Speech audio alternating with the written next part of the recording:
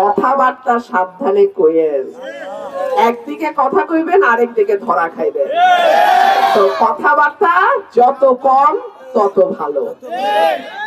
আপনারা কি করে এত শিওর হইলেন যে সরকার গঠন ওই দলই করবে? অন্য দলও তো সরকার গঠন করতে পারে।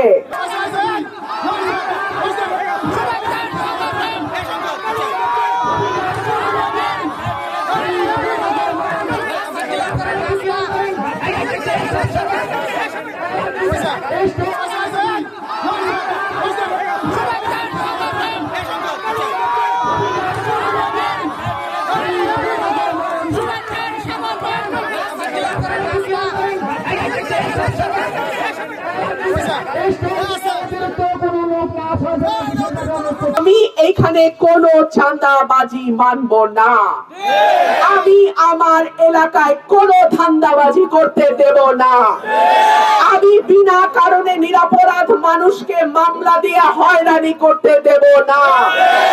আমি নিরপরাধ মানুষের কাছে টাকা নিয়ে মামলা দিব, টাকা না দিলে মামলায় নাম দিব, টাকা দিলে অপরাধীকে ছাড়াই আনবো, প্রশাসনের উপর হস্তক্ষেপ করব, প্রশাসনকে আদেশ করব, নিরপরাধ মানুষের পেছনে আমি লেগে দেব। এই রকম এলাকা আমি সরাইল আশুগঞ্জকে হইতে দেব না।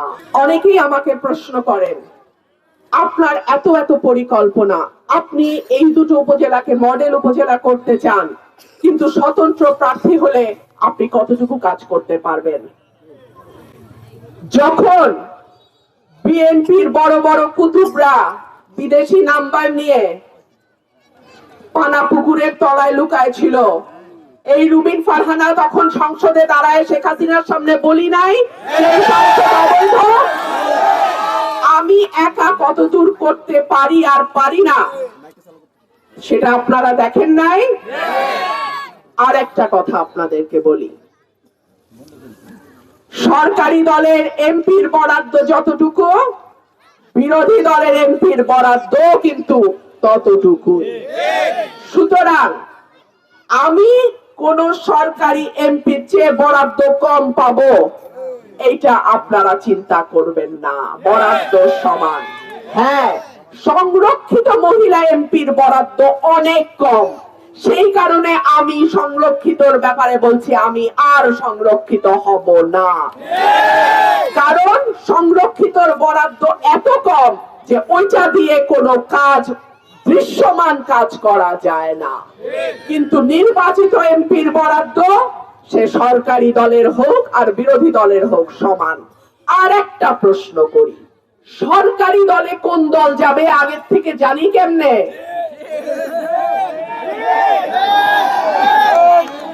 এটা কি হাসিনার পাতানো নির্বাচন যে আগে আগেই জানি সরকারে কোন দল যাবে? কথাবার্তা সাবধানে কইেন। একদিকে কথা কইবেন, আরেকদিকে ধরা খাইবেন। তো কথাবার্তা যত কম তত ভালো। আপনারা কি করে এত শিওর হইলেন যে সরকার গঠন ওই দলই করবে? অন্য দলও তো সরকার গঠন করতে পারে। তখন আপনাদের কি অবস্থা হবে ওইটা আগে চিন্তা করে